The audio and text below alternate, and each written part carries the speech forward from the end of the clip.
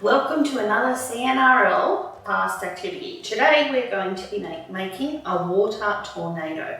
So what we're going to need is some water, a clear bottle, some glitter. If you don't have glitter you can use food dye, and some paper so we can make a funnel for the glitter. Let's do it. So what we're going to do, we're going to put some glitter in. As you can see, I've started. So we just put some glitter in. We might put just a tad bit more in.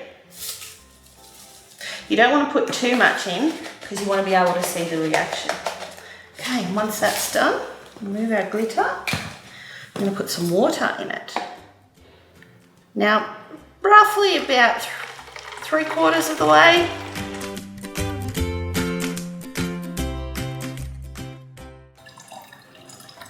Alright, we might leave it there. As you can see, all the glitter's come up, so we're going to put the lid on.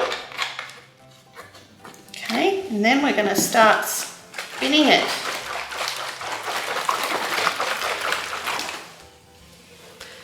There we go, we've got a water tornado.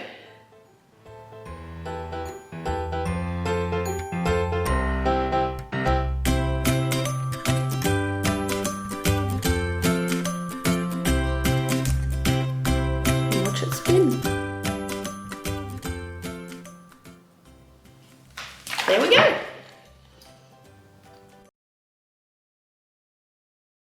Join us next time where we'll be making scrunchies.